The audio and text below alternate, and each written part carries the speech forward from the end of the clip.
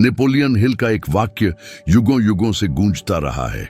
मनुष्य का मन जो कुछ भी सोच और विश्वास कर सकता है उसे वह पा सकता है। लेकिन क्या होगा यदि धन का रहस्य, जिसे हिल ने इतनी उत्सुकता से खोजा था, वास्तव में बाइबल के पन्नों में गहराई से निहित हो और एक विशेष समूह यहूदी इन सिद्धांतों को हजारों सालों से लगभग खामोशी से लागू करते आ रहे हों, जबकि बाकी दुनिया उन्हें नजरअंदाज करती रही हो। क्या आपने कभी सोचा है कि वैश्विक आबादी का केवल 2% होने के बावजूद यहूदी दुनिया के 30% से अधिक अरबपतियों में शामिल क्यों हैं? क्या यह महज एक संयोग है या शास्त्रों में छिपा एक आध्यात्मिक और व्यावहारिक सत्य है जिसे नेपोलियन हिल ने बस समकालीन शब्दों में व्यक्त करना जान लिया था? मेरे साथ अंत तक बने रहे, क्योंकि जो आप जानने वाले हैं वह पैसे, काम और यहां तक कि आपकी आस्था के बारे में आपकी धारणा को मौलिक रूप से बदल सकता है। नेपोलियन हिल का दृढ़ विश्वास था कि हर जीत मन के मंदिर में जन्म लेती है। उनके लिए विश्वास ही हर ऐश्वर्य की मूलभूत नींव था, और कोई भी व्यक्ति अपनी क्षमता में सच्ची आस्था पैदा किए बिना कभी स्थायी धन प्राप्त नहीं कर सकता था। हालांकि यह धारणा सरल, लगभग भोली लग सकती है, लेकिन इसी में एक ऐसे रहस्य का सार निहित है जिसे शायद ही कभी समझा गया है। बाइबल ने हजारों साल पहले ही घोषणा की थी, जैसा मनुष्य अपने हृदय में सोचता है वैसा ही वह है। यहूदी समुदाय जो बचपन से ही हर विचार, हर शब्द और हर क्रिया का सम्मान करना सीखते हैं, इस आध्यात्मिक नियम के साथ पूर्ण सामंजस्य में जीते हैं, यह जानते हुए कि जो मन में बोया जाता है वही अस्तित्व में खिलता है।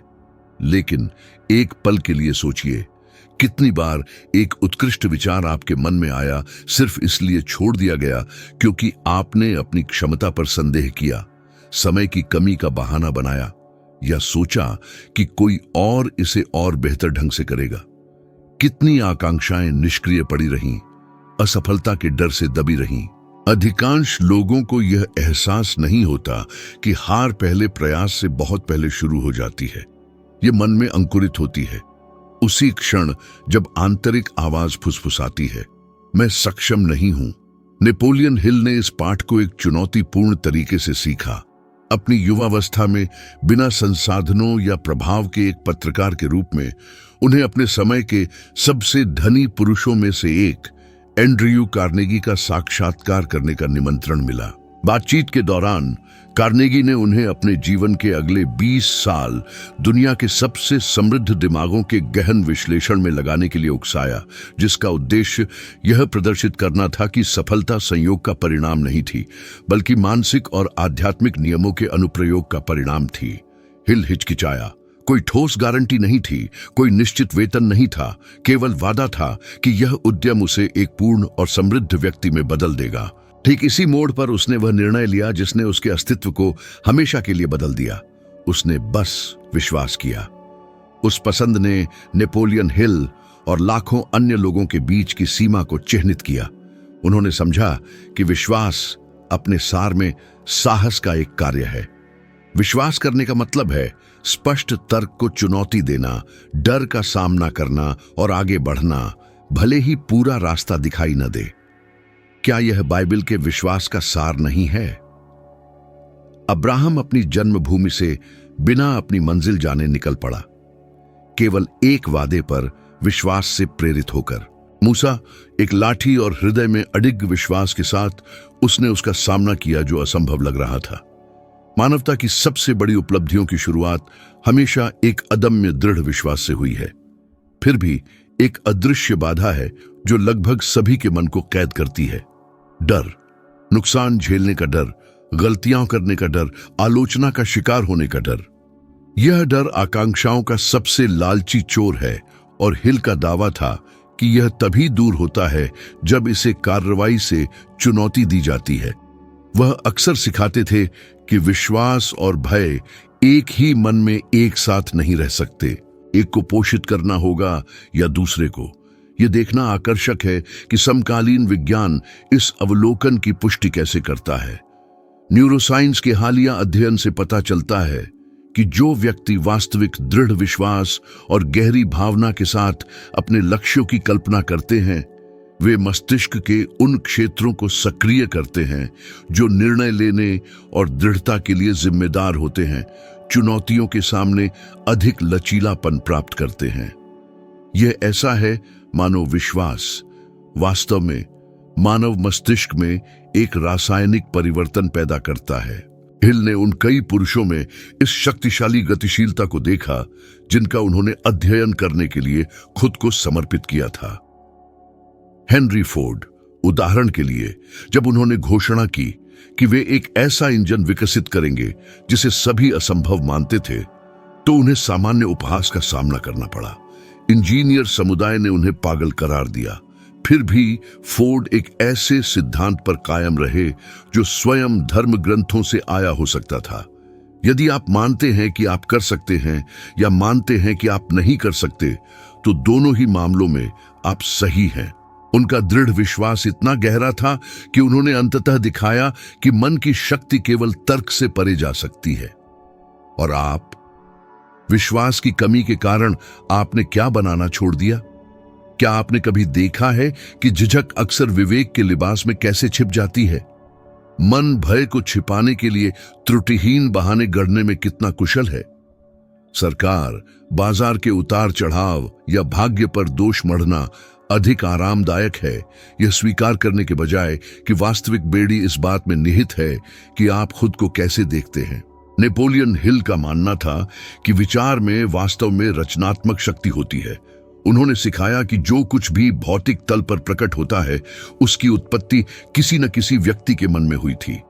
एक भव्य इमारत, आकाश को चीरता हुआ एक विमान, एक मंत्रमुग्ध कर देने वाली धुन, एक समृद्ध निगम, सब कुछ एक साधारण विचार के रूप में उत्पन्न हुआ, जिसे दृढ़ विश्वास से पोषित और मजबूत किया गया। उन लोगों के बीच का अंतर जो साकार करते हैं और जो केवल सपने देखते हैं, उस आंतरिक विश्वास की गहराई और तीव्रता में निहित है। जीवन की यात्रा में एक ऐसा बिंदु आता है जब चुनाव करना पड़ता है। उन बाहरी आवाजों को सुनते रहना जो जोर देकर कहती हैं आप सक्षम नहीं हैं, या उस आंतरिक आवाज के साथ तालमेल बिठाना जो लगातार कहती है आप आगे बढ़ने के लिए पैदा हुए हैं। हिल का दृढ़ विश्वास था कि एक बार जब कोई व्यक्ति अडिग संकल्प लेता है तो पूरा ब्रह्मांड उसकी सहायता के लिए आगे बढ़ता है। जैसे अदृश्य ऊर्जाएं ऐसे मार्ग बनाने के लिए संरेखित हो जाती हैं जहां तब तक केवल दुर्गम बाधाएं ही दिखाई देती थीं। यहूदी लोगों ने इस सच्चाई को सदियों पहले सीखा।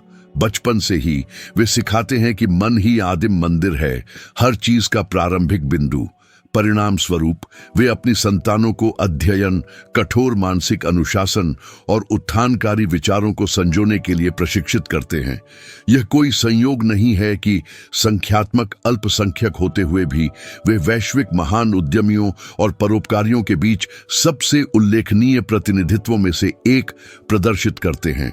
वे न केवल समृद्धि में विश्वास करते हैं, बल्कि इसे सृष्टिकर्ता का सम्मान करने का एक तरीका मानते हैं। नेपोलियन हिल के लिए विश्वास धार्मिक दायरे से परे था, एक अत्यंत व्यावहारिक शक्ति के रूप में प्रकट होता था। उन्होंने इसे इस अडिग निश्चितता के रूप में परिभाषित किया कि जो अदृश्य है वह उन लोगों के पक्ष में काम करता है जो विश्वास के साथ कार्य करते हैं। अपनी कहानियों में सबसे गहरी विपत्ति के क्षणों में जब सभी दरवाजे बंद लगते थे, वह मानसिक रूप से सफलता की निकटता को दोहराते थे। उन्होंने खुद को विश्वास करने के लिए तैयार किया, भले ही सभी बाहरी सबूत उनके विपरीत थे। और समय के साथ अवसर सामने आए। अब अपने जीवन में इन सिद्धांतों के अनुप्रयोग की कल्पना करें।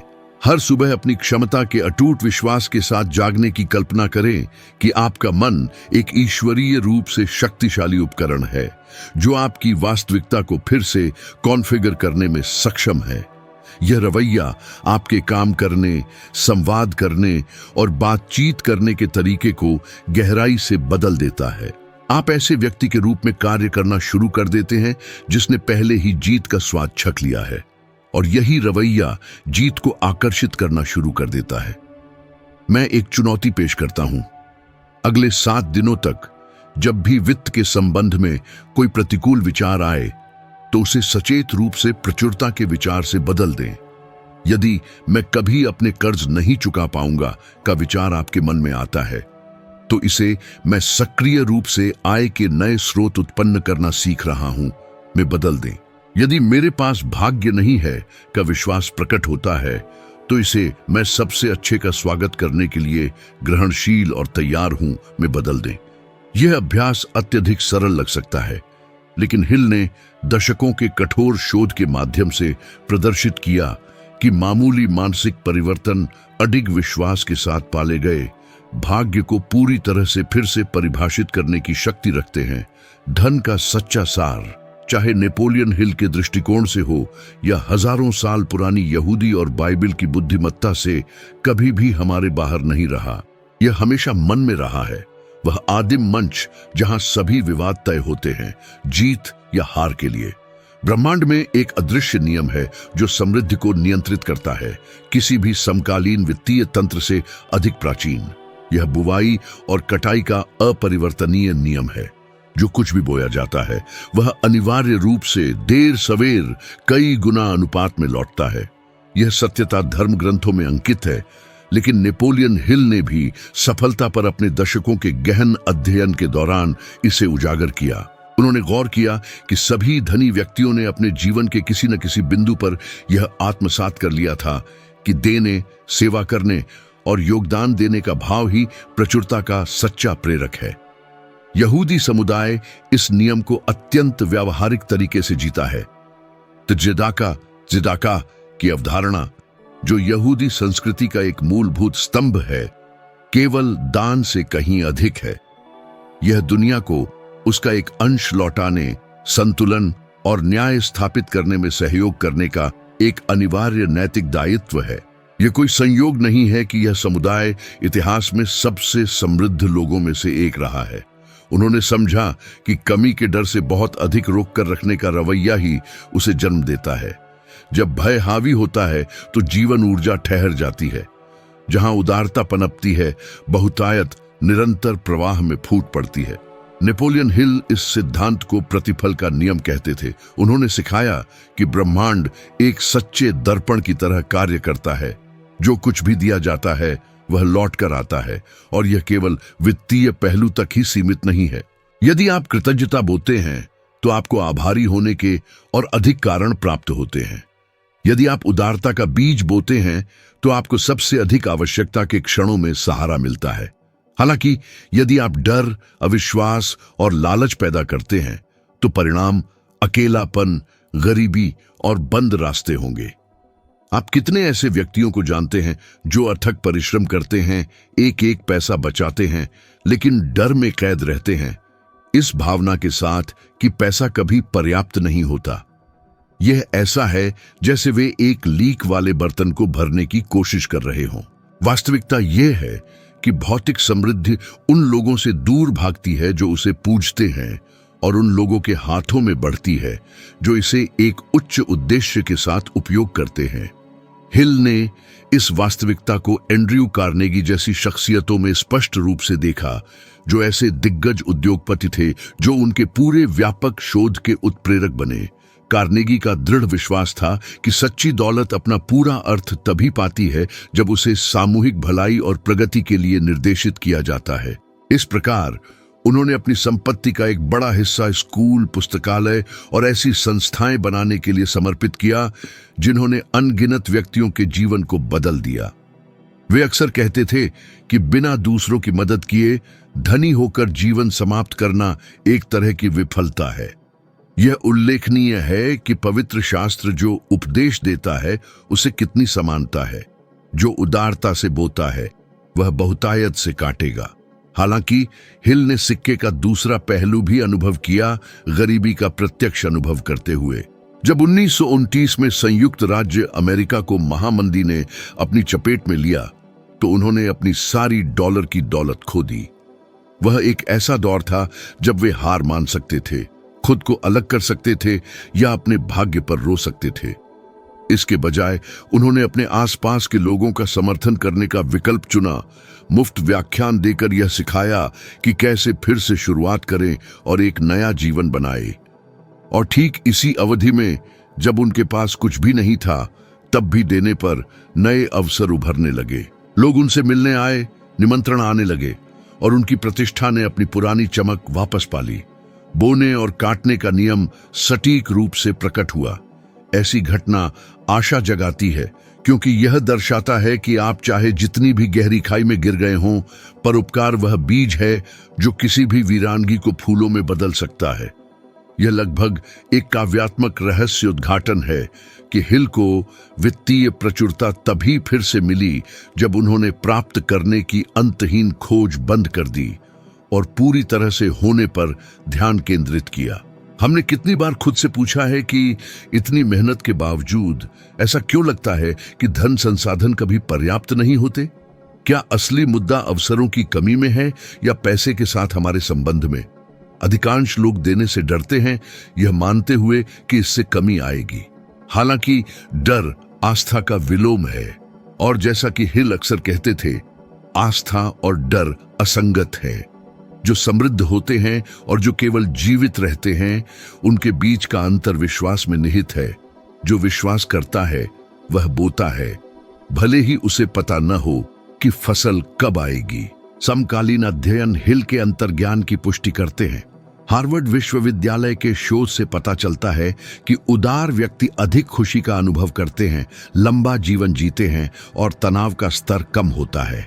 ऐसा इसलिए होता है क्योंकि उदारता मस्तिष्क के उन क्षेत्रों को सक्रिय करती है जो खुशी और व्यक्तिगत संतुष्टि से जुड़े हैं। जब आप देते हैं तो शरीर सेरोटोनिन और डोपामाइन, जिन्हें खुशी के हार्मोन कहा जाता है, पैदा करता है। यह ऐसा है जैसे साझा करने का कार्य दुनिया में मौजूद बहुतायत का एक शारीरिक अनुस्मारक हो। ओपरा विनफ्रे इस सिद्धांत का सजीव उदाहरण है। उन्होंने हमेशा कहा है कि उनकी डॉलर की दौलत उसी अनुपात में बढ़ी है जिस अनुपात में उन्होंने उद्देश्य के साथ देना सीखा है। ओपरा ने वह समझा जो हिल सिखाते थे। पैसा केवल विस्तार का एक साधन है। यदि सहायता के लिए उपयोग किया जाता है तो यह गुणा होकर लौटता है। हालांकि यदि केवल जमा करने के लिए उपयोग किया जाता है तो यह बांझ हो जाता है। अब सोचें, क्या होगा यदि आप 1 महीने की अवधि के लिए इस नियम को लागू करने का निर्णय लें? कल्पना कीजिए कि जो कुछ भी आपको मिलता है, चाहे डॉलर की राशि कितनी भी हो, उसका एक छोटा सा हिस्सा अलग रखें ताकि दूसरों की सहायता की जा सके, किसी ऐसी चीज में निवेश किया जा सके जो किसी और के जीवन को बेहतर बनाए, या बस कुछ ऐसा चुकाया जा सके जो आपको दिया गया है।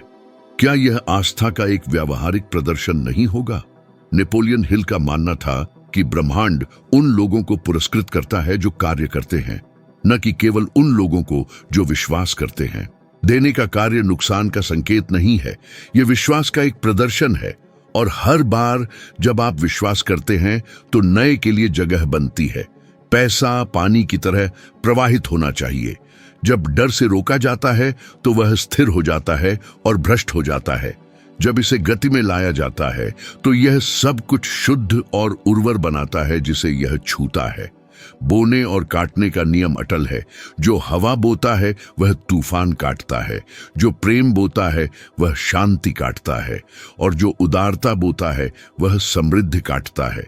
नेपोलियन हिल ने इसे आध्यात्मिक अलंकार के रूप में नहीं, बल्कि एक ठोस सच्चाई के रूप में समझा। उन्होंने इस वास्तविकता को करोड़पतियों, उद्यमियों और यहां तक कि अपने जीवन में भी देखा। इसलिए धन केवल प्रयास का परिणाम नहीं है, यह बल्कि इरादे का परिणाम है।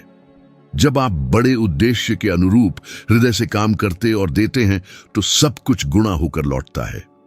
हालांकि जब कार्य भय, लालच या अविश्वास से प्रेरित होते हैं तो जीवन उसी तरह से वापस लौट आता है। बाइबल, हिल और यहूदी ज्ञान एक ही संदेश पर मिलते हैं, भले ही अलग शब्दों में। जो बोते हैं वही काटते हैं।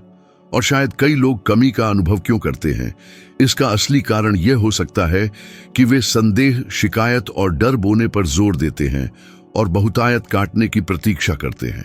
लेकिन अस्तित्व की भूमि धोखा नहीं देती, वह वही लौट आती है जो उसे मिलता है। जो इसे समझता है वह हमेशा के लिए धन संसाधनों से संबंध बनाने के तरीके को बदल देता है। वह उदारता के प्रत्येक कार्य को खर्च के रूप में नहीं बल्कि एक निवेश के रूप में देखता है, और फसल देर सवेर अनिवार्य रूप से आती है, और जब आती है तो भरपूर मात्रा में आती है। नेपोलियन हिल का मानना था कि अधिकांश लोगों की सबसे बड़ी गलती केवल पैसे के लिए काम करने में है। उनके अनुसार जो केवल लाभ चाहता है वह आवश्यकता का बंदी बन जाता है, जबकि जो एक उद्देश्य के लिए काम करता है वह समृद्ध होने के लिए स्वतंत्र होता है। यह अवधारणा बाइबल के ज्ञान जितनी ही पुरानी है।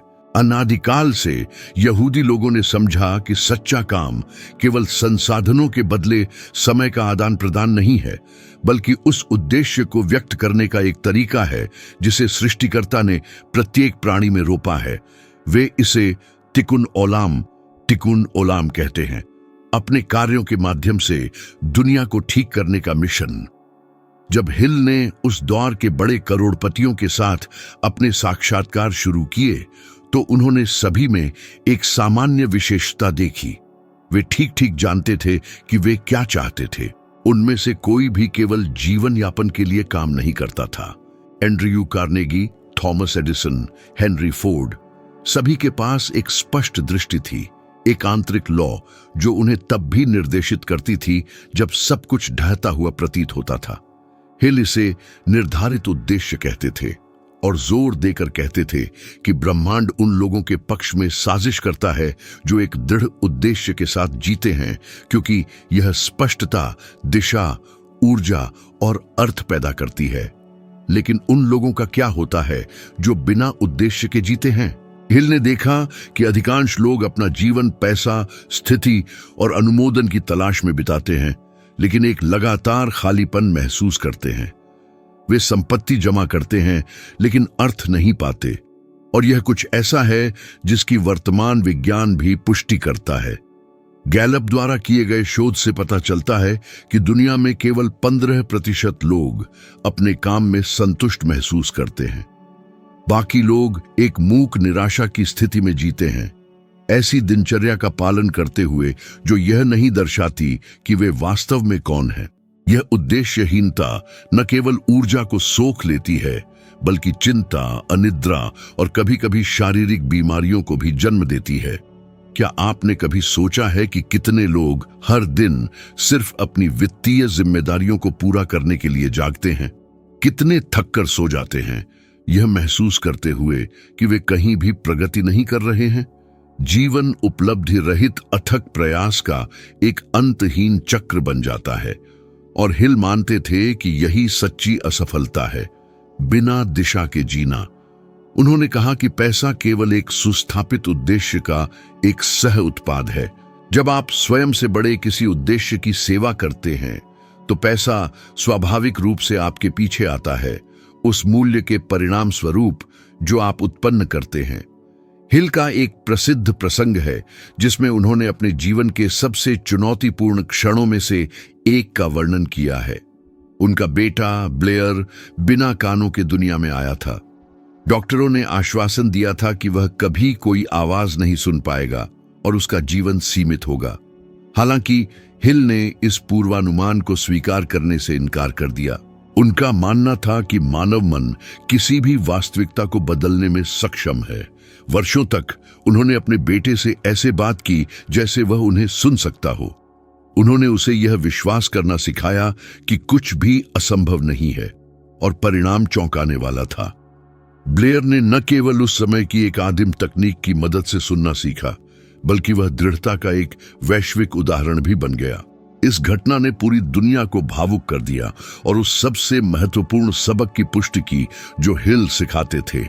जब उद्देश्य आस्था से प्रेरित होता है तो असंभव केवल एक राय बन जाता है। यह कथा यह दर्शाकर भावनाएं जगाती है कि उद्देश्य किसी भी शारीरिक या भौतिक सीमा से अधिक शक्ति रखता है, और यह ठीक वही है जिसे यहूदी लोग इतनी गहराई से समझते हैं। वे सिखाते हैं कि जब काम किसी बड़े उद्देश्य की सेवा में होता है तो वह पवित्र होता है। एक व्यापारी केवल लाभ कमाने के लिए नहीं बेचता, वह समाज की सेवा करता है। एक डॉक्टर केवल शरीर को ठीक नहीं करता, बल्कि उस जीवन का सम्मान करता है जिसे ईश्वर ने बनाया है। एक शिक्षक केवल सामग्री नहीं सिखाता, बल्कि भविष्य को आकार देता है। यही कारण है कि उनके बीच समृद्धि स्वतः प्रकट होती है, क्योंकि उद्देश्य धन से पहले आता है। नेपोलियन हिल ने महसूस किया कि एक सुस्पष्ट उद्देश्य वाला व्यक्ति आकस्मिकताओं से विचलित नहीं होता। उद्देश्य वाला व्यक्ति भय से निर्देशित नहीं होता, क्योंकि वह समझता है कि वह एक मिशन पूरा कर रहा है। और जो व्यक्ति उद्देश्य के साथ जीता है, उसे निरंतर प्रेरणा की आवश्यकता नहीं होती, क्योंकि उसकी अपनी दृष्टि ही वह ईंधन है जो उसे हर दिन आगे बढ़ाती है। अनिश्चितता गायब हो जाती है जब क्यों पर्याप्त मजबूत होता है। अब एक पल के लिए रुकिए। आपका सच्चा उद्देश्य क्या है? क्या आप उसके अनुसार जी रहे हैं या सिर्फ जीवित हैं? हिल का मानना था कि उद्देश्य की खोज रचनात्मक मन को सक्रिय करने का पहला कदम है। जब आप अपने अस्तित्व का कारण उजागर करते हैं, तो आपकी ऊर्जा कई गुना बढ़ जाती है। आपकी रचनात्मकता पनपती है और अवसर अचानक कहीं से भी प्रकट होने लगते हैं। ऐसा लगता है मानो ब्रह्मांड आपके पक्ष में साजिश रच रहा हो। स्टीव जॉब्स इस सिद्धांत के कार्य में एक समकालीन उदाहरण है। नेपोलियन हिल को व्यक्तिगत रूप से जाने बिना भी वे उनके उपदेशों के अनुरूप जिए। जॉब्स ने कहा कि एप्पल का उद्देश्य कंप्यूटर बेचना नहीं था, बल्कि प्रौद्योगिकी के माध्यम से दुनिया को बदलना था। इस गहरी समझ ने उन्हें अटूट बनाए रखा, यहां तक कि उस समय भी जब उन्हें अपनी ही व्यावसायिक रचना से अलग कर दिया गया था। उनके पास एक ऐसा खजाना था जिसे तुच्छ धन कभी नहीं खरीद सकता था। एक अदम्य उद्देश्य जिसने उन्हें हर सुबह जोश से भरे हुए उठने के लिए प्रेरित किया। यह वही आंतरिक लौ थी जिसने उन्हें ऐसी नवाचारों की कल्पना करने में मार्गदर्शन दिया जो लगातार पीढ़ियों के जीवन को नया आकार दे सकते थे। पवित्र ग्रंथ हमें चेतावनी देते हैं, जहां दृष्टि समाप्त हो जाती है, लोग बिखर जाते हैं। नेपोलियन हिल ने इस कहावत की व्याख्या करते हुए कहा कि एक स्पष्ट रूप से परिभाषित उद्देश्य के बिना मन भटक जाता है और असफलता का मार्ग सुनिश्चित है। वास्तव में स्थायी धन का निर्माण उन लोगों के लिए एक भ्रम बन जाता है जो स्पष्ट दिशा के बिना अस्तित्व के मार्ग पर चलते हैं। यही कारण है कि अनगिनत व्यक्ति अपनी यात्रा को उत्साह के साथ शुरू करते हैं, लेकिन आधे रास्ते में ही हार मान लेते हैं। उनकी अपनी क्रियाओं के पीछे की प्रेरणा की गहरी समझ का अभाव। सच्चा रहस्य आपके द्वारा अपनाई गई आदतों और आपके द्वारा घोषित विश्वासों के बीच सामंजस्य में निहित है। जिस क्षण आपका परिश्रम आपके अपने सार का एक सच्चा दर्पण बन जाता है, आपके पूरे अस्तित्व में परिवर्तन आ जाता है। समय के प्रवाह का एक नया अर्थ प्राप्त होता है। बाधाएं अपने दमनकारी बोझ के आवरण को उतार देती है और व्यक्तिगत विकास की सीढ़ी में प्राकृतिक सोपान के रूप में प्रकट होती है। हिल ने इस विचार का बचाव किया कि उद्देश्य वह अटूट कड़ी है जो आस्था को ठोस कार्रवाई से जोड़ती है। यह वही शक्ति है जो प्रयास को साकारता में और दिनों के अनुक्रम को एक स्थायी विरासत में बदल देती है। अपने आप को एक सरल प्रयोग का प्रस्ताव दें। अगले 5 दिनों तक उन गतिविधियों की सावधानी पूर्वक जांच करें जो आपकी दैनिक दिनचर्या को भरती हैं, और खुद से पूछें कि क्या वे आपको आपके उद्देश्य के करीब ले जाती हैं या इसके विपरीत आपको आपके सच्चे मार्ग से भटकाती है। यह आत्मनिरीक्षण वास्तव में कुछ असुविधा पैदा कर सकता है, लेकिन यह आपके जीवन की दिशा को पुनः कैलिब्रेट करने के लिए एक अनिवार्य प्रारंभिक बिंदु का प्रतिनिधित्व करता है। हिल के शब्दों में, उद्देश्यहीन मनुष्य एक बिना पतवार वाले बहते हुए जहाज जैसा है। वह चल सकता है, लेकिन कभी किसी बंदरगाह तक नहीं पहुंचेगा। और शायद यही उस गहरी भटकाव की भावना की जड़ है जो इतने सारे लोगों को घेर लेती है। भले ही वे संभावनाओं के सागर से घिरे हों, वे परिश्रम करते हैं, अध्ययन के प्रति समर्पित रहते हैं, उस बहुप्रतीक्षित स्थिरता की आकांक्षा रखते हैं, फिर भी शांति उनसे दूर रहती है। क्योंकि सच्ची शांति तभी उभरती है जब आत्मा अपने सबसे गहरे सार में यह पहचान लेती है कि वह उस भूमिका को निभा रही है जिसके लिए उसे बनाया गया था। नेपोलियन हिल पवित्र बाइबल के पाठ और सहस्राब्दी पुरानी यहूदी बुद्धि एक ही समझ के बिंदु पर अभिसरित होती है। सच्ची सफलता अधिक वस्तुओं के कब्जे से परिभाषित नहीं होती, बल्कि अपने अस्तित्व के विस्तार से होती है। उद्देश्य के साथ जीने पर भौतिक धन अंतिम लक्ष्य की स्थिति से ऊपर उठकर अर्थ से भरी हुई एक अस्तित्व का मात्र प्रतिबिंब और प्रतिध्वनि बन जाता है। एक बार जब इन सिद्धांतों की महानता को आत्मसात कर लिया जाता है, तो जीवन को पहले जैसी नजरों से देखना असंभव हो जाता है। यह आत्मसात करने पर कि मन सभी समृद्धि का प्राथमिक स्रोत है, कि सोचने की क्रिया निर्माण का प्रमुख उपकरण है, और यह कि आस्था वह प्रेरक ऊर्जा है जो ब्रह्मांड को चेतन करती है, यह बोध शुरू होता है कि वास्तव में कुछ भी संयोग से नहीं होता। सफलता किसी विशिष्ट वर्ग तक सीमित पुरस्कार होने के बजाय उन लोगों के लिए एक अपरिहार्य परिणाम के रूप में प्रकट होती है जो एक अलग तरह से सोचने का साहस करते हैं। और यदि आपकी यात्रा आपको इस बिंदु तक लाई है, तो यह इसलिए है क्योंकि आप उन लोगों के साथ संरेखित हैं जो स्वचालित अस्तित्व को अस्वीकार करते हैं, जो प्रचुरता को नियंत्रित करने वाले छिपे हुए सिद्धांतों को उजागर करने के लिए उत्सुक हैं, और जो उस चीज को लागू करने के लिए तैयार हैं जिसे अधिकांश लोग दुर्भाग्य से उपेक्षा करना पसंद करते हैं। जो ऑडियो विजुअल सामग्री अब आपकी स्क्रीन पर प्रस्तुत की जा रही है, वह इस समझ को और भी गहरा करेगी। शैक्षणिक और प्रगतिशील तरीके से यह प्रकट करेगी कि इन सिद्धांतों को व्यावहारिक दैनिक जीवन में कैसे उतारा जाए। मैं आपको क्लिक करने और मेरे साथ इस यात्रा को जारी रखने के लिए आमंत्रित करता हूं, क्योंकि मेरी उपस्थिति यहां केवल धन पर चर्चा करने तक सीमित नहीं है। मेरा मिशन आपको अपने अस्तित्व के हर पहलू में इसका अनुभव करने में सहायता करना है। यह सब कुछ मात्र एक संयोग नहीं है, और अंतर्निहित कारण हमारी श्रृंखला के अगले एपिसोड में पूरी तरह से उजागर किया जाएगा। मैं आपकी बेसब्री से प्रतीक्षा कर रहा हूं।